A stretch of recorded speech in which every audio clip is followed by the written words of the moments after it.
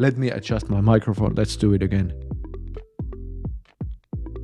Yeah. But if you like push behind the ear, then it like allows you to rub like the inside of the ear.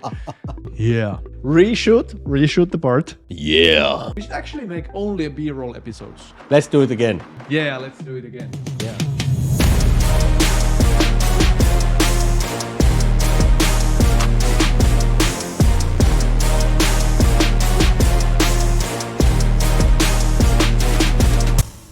It's that time of the week again. Welcome to TestguruTV. The guy next to me, he's the ultimate champion of testing, Jani, Tuna, Haikala. Hello. And here next to me is Antti Niittyviita, a tireless testing advocate, a trainer, a public speaker, and an author. And this is a weekly show about mental health in software because, you know, everybody's happier when software works. Welcome to the show. Software works. I was like Sean Connery. Again. Sean Connery. Software. It would be more awesome if I sounded like Chris Hemsworth or something like that, but my mistakes are Sean Connery-ish. Sean is very charismatic. I think he's charismatic, yeah. Yeah. So let's go to the question of the day. Let's do that. After all, that's why we are here. Yeah. How do I add more impact to my results? How do I add more impact to my results? Yeah. That actually sounds like a question I asked. Yeah. Did you?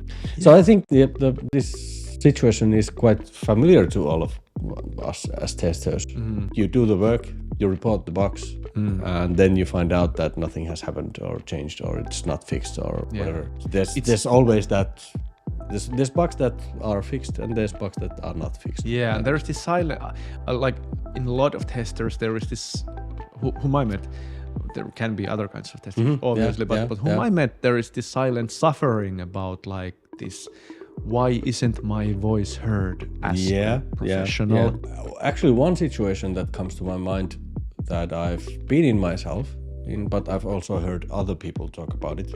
It's when you go to a new project, new company, new team as a tester, you do the testing for the first time, you find something, you talk about it with maybe your colleague testers, and they tell you that, oh yeah, we know that. You don't need to report that. It's not going to be fixed. That's how it is. At that point, often your mind is kind of blown. Yeah. How is this actually accepted in here? Yeah, and at the same time, it actually teaches you as a new tester, like this unempowerment kind of stuff that there's nothing I can do. Yeah. So like it teaches. It's not a good start for the project. Yeah, definitely. It teaches the tester not to actually report stuff that may be important. Yeah. Oh, fortunately, it's not like that everywhere, but those situations also happen sometimes. But as those situations kind of happen sometimes, and I've noticed that organizations, clients, colleagues, bosses, they're like oblivious to the fact that they're actually teaching testers to be like the victims kind of in the situation, and they're like conditioning their testers to be victims of the situation. And the only one who can change that is the tester, him or herself. Yeah, and that's a big battle. Yeah, that's a big like mental battle, not to be victimized by it's just normal human behavior. So everybody's like obsessed about what they are working on, and they feel that other people's stuff may feel less important, and that's just how human works. So human brain is focused on what's important to them. Yeah, exactly. True. So yeah, it's a mental battle for a tester to like really boost their sense of like professionalism and this motivation, regardless of the fact what the organization is. True. What they are like saying about the results. Yeah. But while we don't want to be in that situation, did I sidetrack this question once again? Yeah, I have totally. I have a tendency to do that. But I love the sidetrack because that was really valuable to me at least. So yeah. But then to return back to the original question, how to add more impact? How to add more impact? Yeah. Well, yet again, it's like the deconstruction of the question. What's impact? And that's really important thing to clarify. Then breaking it further down. So when you have defined what is impact, then you can go thinking about how to add more impact. Especially you have to define what do you want the impact to be to find the steps of the how to into that vision you have. To me, it's again, it's interesting. What's going on right now? Yeah. With the person whoever has asked this question, what's going on around? Exactly. What are you doing? What are possibly the problems that you're coming up with? Exactly. But yeah, obviously, we sort of make our own interpretations also about it. And then the last part of the breakdown is what results, because like for different results, it's the different kind of impact that you want to make. So which are the results? So yeah. What's impact? Where do you want to lead that impact? That allows us to think about how to, and then what results specifically. For if we talk about bugs, that's great. For example, we could talk about different kinds of results. I, as a tester, try to find ways to help the organization grow towards better quality. Make better decisions about things that contribute to quality, because like tester, like even though some say testers are quality assurance, testers are not there to actually like mold the quality, because like tester has no power on the source code. They have no power on the budget of the project. They have no power on the deadlines. They have no power over the resources. What tester has is only some influence to the people who make the decisions about the project that end up contributing to the quality. So this is like important realization that the results, they may be just to get your bug fixed, but they also may be to get someone to make a better decision that contributes to the quality of the project. So what's the result we're aiming for? That's the primary question, I would say.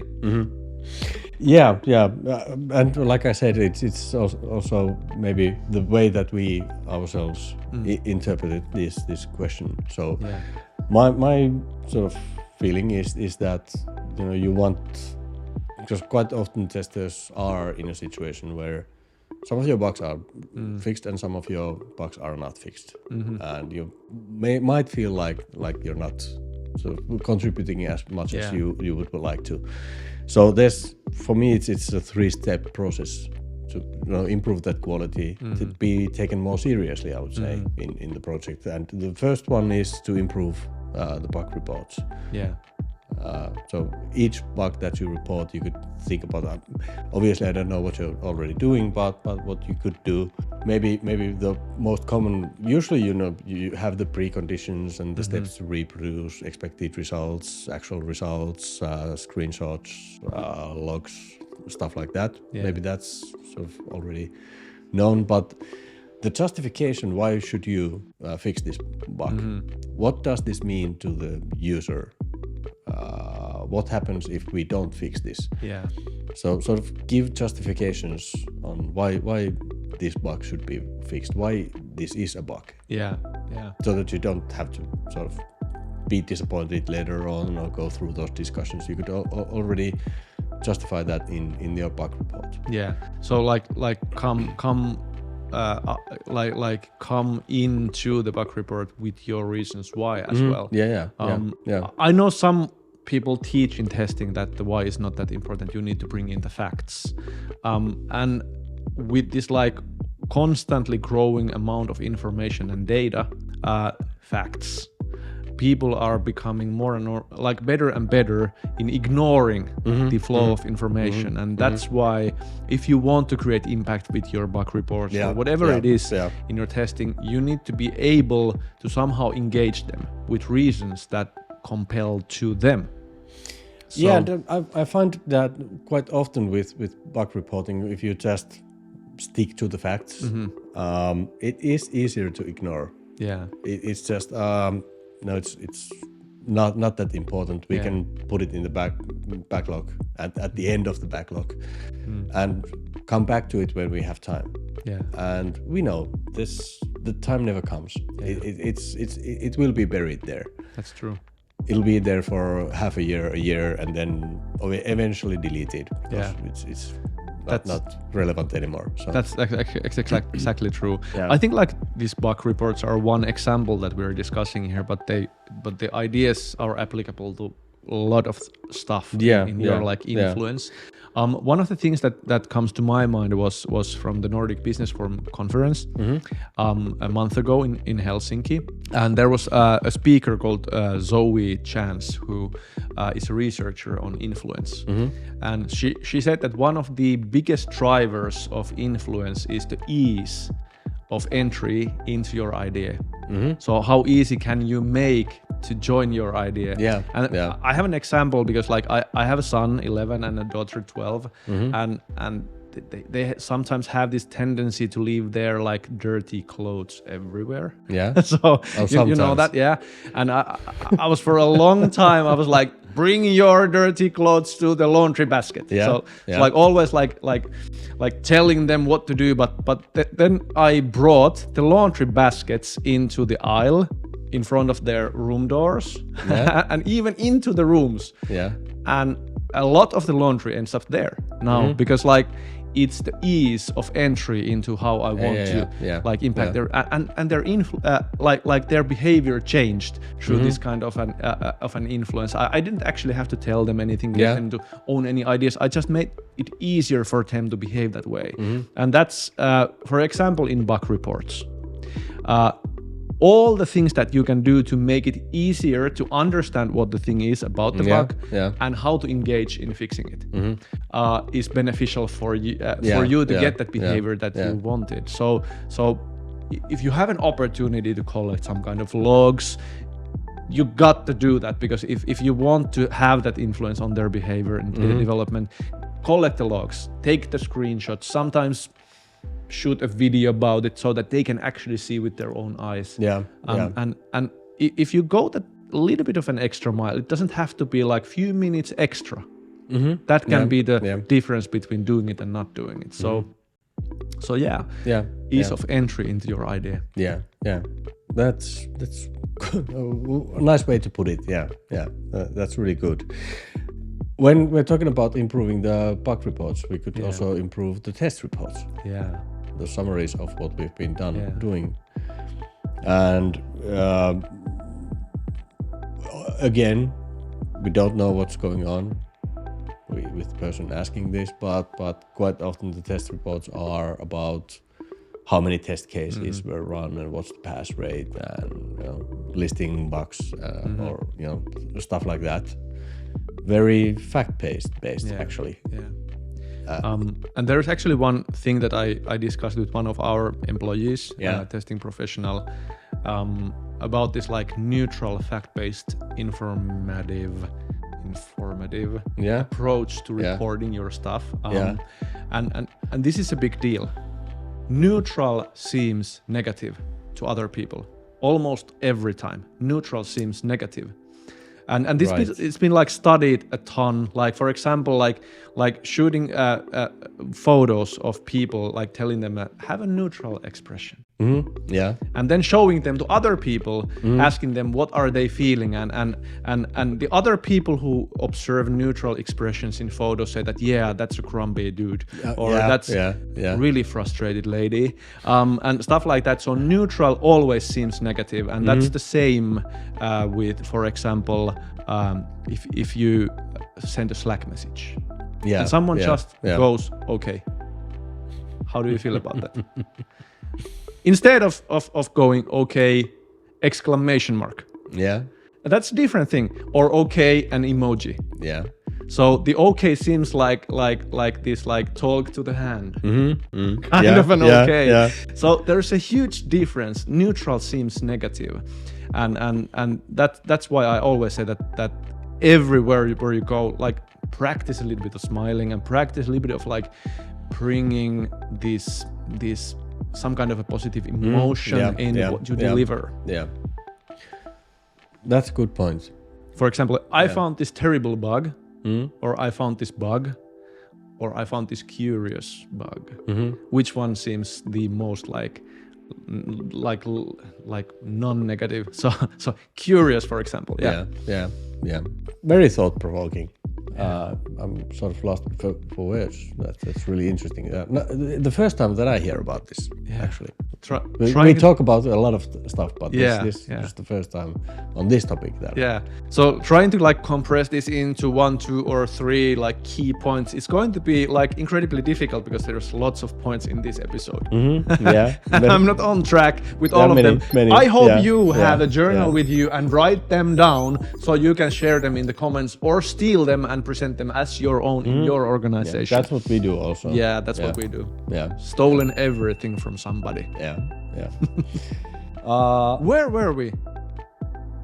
On test reports. On test reports. Yeah. But you could tell more about the testing than just the dull facts. Yeah. How many tests were run, how many passes, how many fails, how many bugs were found. Yeah, and what telling more usually means for me is that I really suggest reading the Start With Why by Simon Sinek. Yeah. And Start With Why in the context of like building engagement with other people. So always to start with why.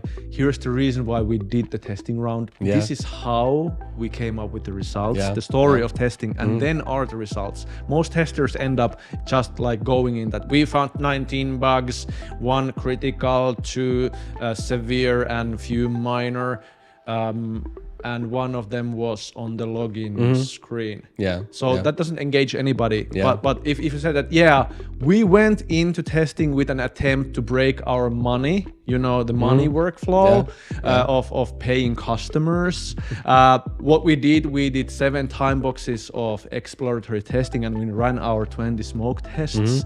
And this is what we found. Yeah. So it's a totally different kind of an approach. Yeah. Start with why. Exactly. Yeah.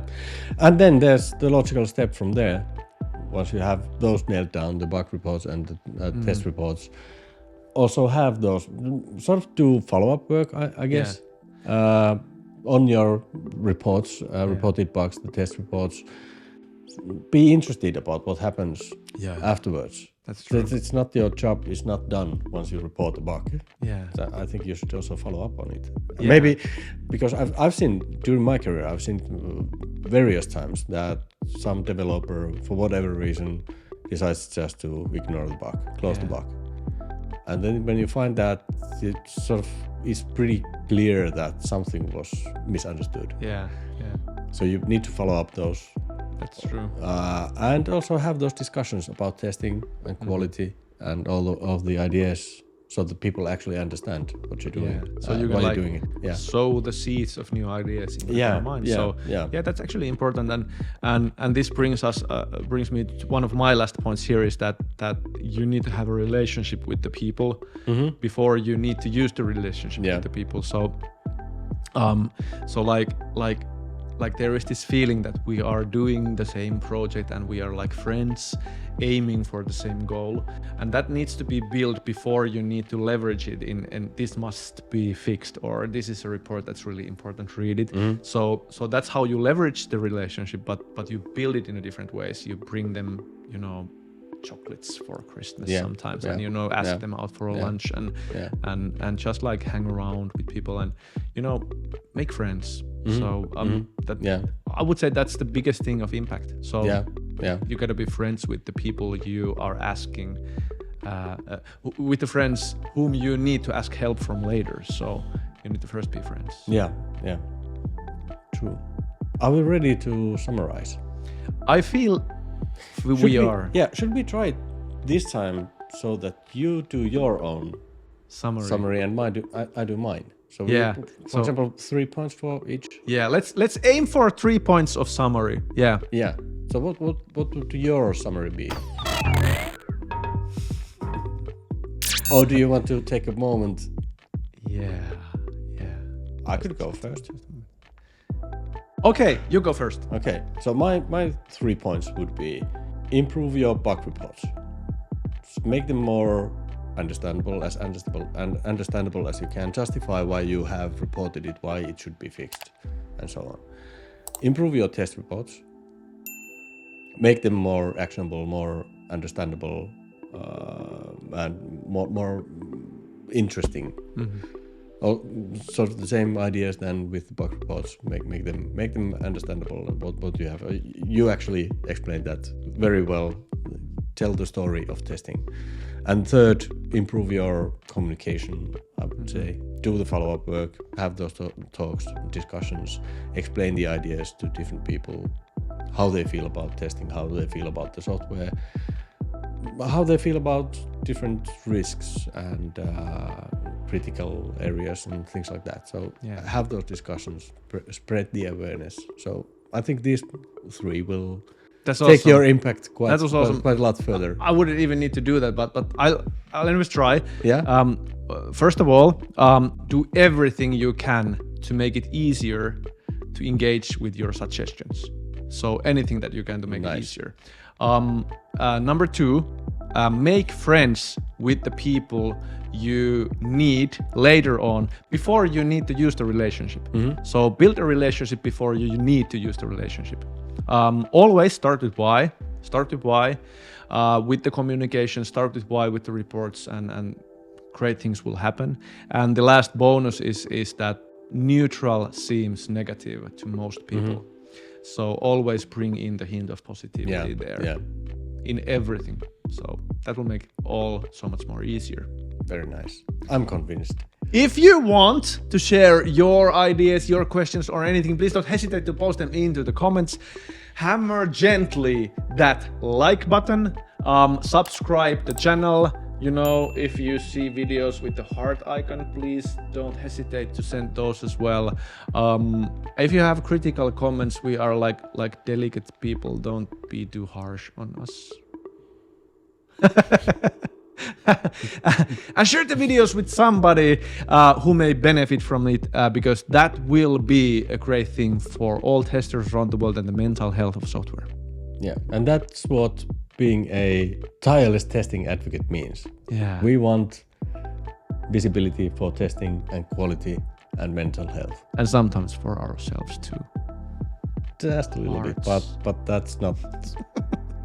It's not the first priority. Yeah. And now we're hung on that idea. How can we finish the episode without like this is difficult. Maybe we could just say thank you for joining us. Thank you for joining us. See you next time. See you next week. Bye-bye. Bye.